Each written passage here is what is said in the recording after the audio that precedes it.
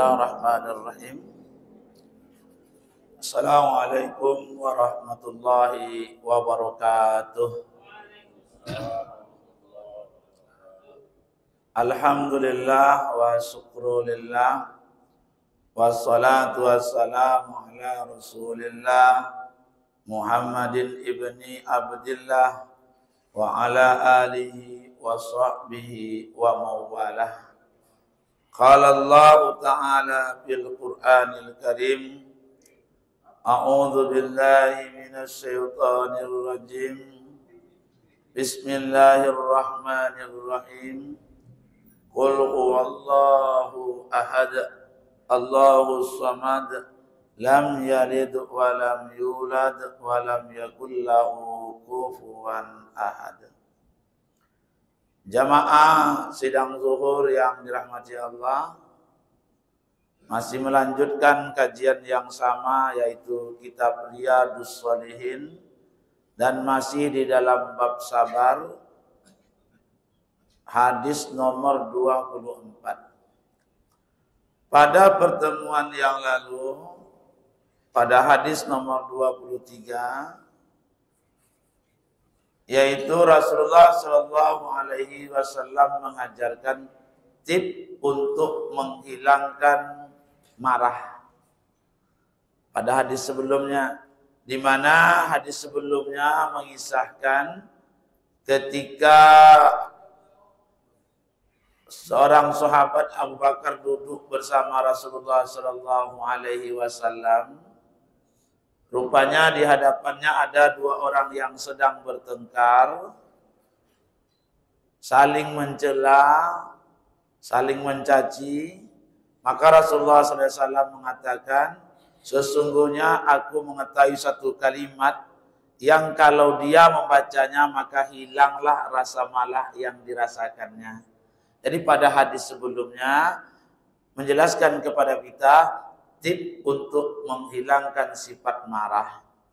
Pada hadis nomor 24 ini, yaitu seorang laki-laki yang datang kepada Rasulullah, yang mana beliau adalah orang yang mudah marah. Maka ketika dia minta wasiat kepada Rasulullah, Rasulullah memberikan nasihat, memberikan wasiat, janganlah engkau menjadi orang yang emosional. Inilah kira-kira pembahasan kita pada hadis nomor 24 ini. Bismillahirrahmanirrahim. An Abi Hurairah. Hadis ini bersumber dari Abi Hurairah radhiyallahu an. Semoga Allah meridhoinya.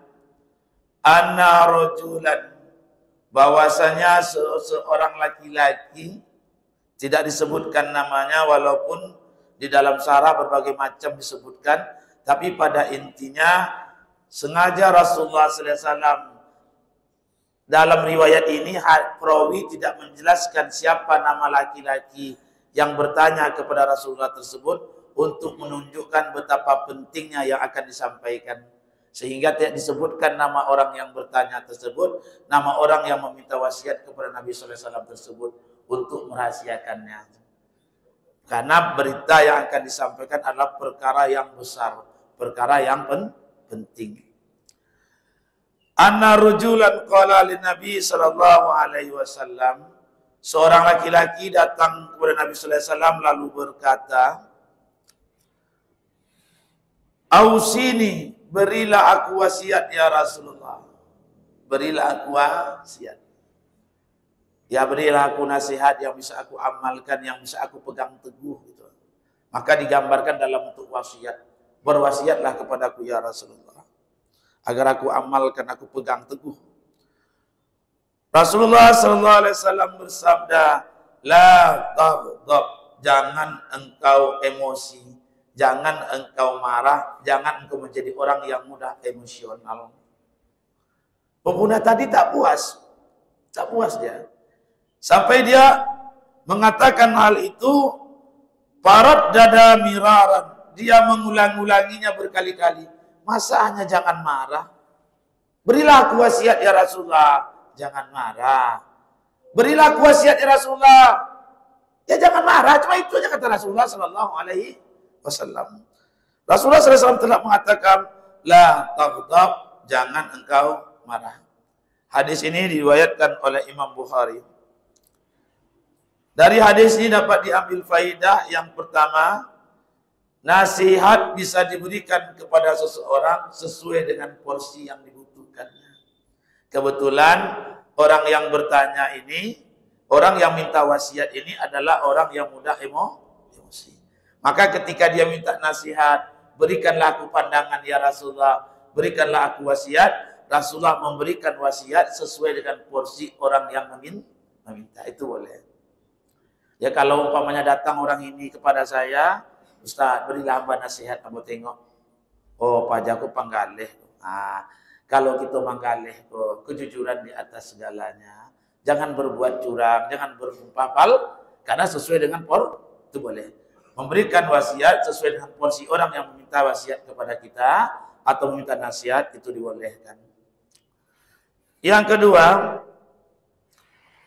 marah itu bisa menimbulkan mafsadah yang besar. Makanya Rasulullah SAW telah mengatakan jangan kamu marah. Berulang-ulang kali Rasulullah yang mengatakan jangan kamu marah. Kenapa? Marah itu bisa menyebabkan mafsadah yang besar. Berawal dari marah, seseorang bisa menceraikan istrinya, ya kan? Berawal dari marah. Berawal dari marah keluarlah kata-kata, sumpah aku tak mau nengok mukamu lagi. Aku haramkan kakiku pijak ke rumah kamu. Itu berawal dari marah. Banyak marah ini, banyak mafsadah besar itu muncul dan datang berawal dari sikap marah. Ujung-ujungnya yang lain adalah penyesalan. Maka hadis ini mengajarkan kepada kita menutup itu semua.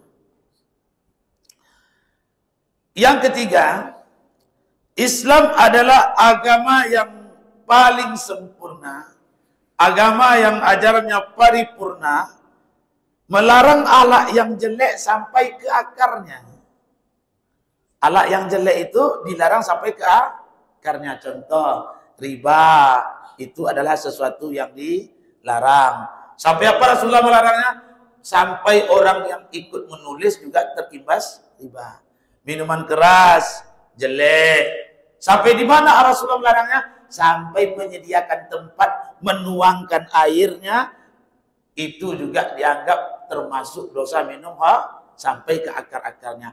Begitu juga dengan wasiat di sini, yang mana Rasulullah SAW beliau berwasiat dengan akarnya, sampai ke akarnya.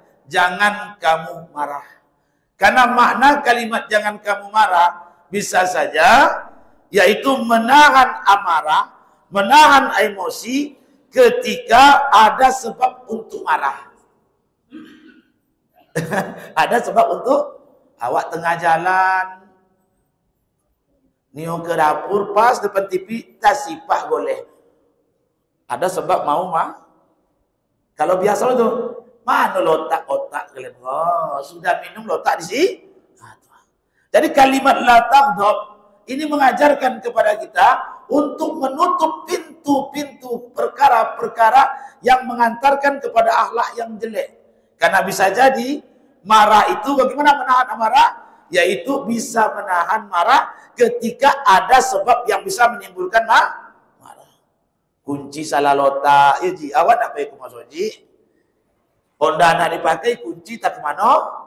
Rupa dipakai di anak. Ada sebab-sebab mau marah tapi bahasa kita menahannya. Atau makna la taghdab tadi jangan kamu marah, maknanya apa? Menahan untuk tidak melanjutkan marah. Kan itu. Nyawa tengah marah memuncak, oh sadar kita. Karena bisa saja gara-gara marah ini kita menjatuhkan talak kepada istri kita, ketika itu kita menahan amarah, tidak melanjutkan amarah tadi. Seperti yang hadis sebelumnya, pada hadis 23, ketika kau merasakan marah, bacalah a'udzubillahi minasyaitonir rajim. Ditutup pintu itu. Kenapa? Karena menahan amarah itu bisa saja menahan amarah ketika ada sebab yang menyebabkan kita marah.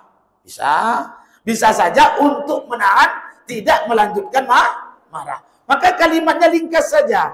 Beri aku wasiat ya Rasulullah. La taghdab. Jangan kamu marah. Masa seketik ya Rasulullah. Tambahlah ya Rasulullah. La taghdab. Jangan kamu marah. Tambah ya Rasulullah. La taghdab. Berulang-ulang Rasulullah SAW mengatakan itu, wasiat kepada laki-laki tersebut menunjukkan betapa pentingnya menahan amarah. Kenapa? Banyak mafsadah yang besar terjadi berawal dari marah yang dilepaskan. Bini pulang ke rumah gaeknya gara-gara marah tak tertahan konelom. Ketika marah dilepaskan. Terlepaskannya kalimat talak kepada istri ketika membiarkan urat leher telah tegang, mata telah memerah, wajah telah merah, tak juga ditahan amarah itu. Ujung-ujungnya pulanglah kau ke rumah gaek.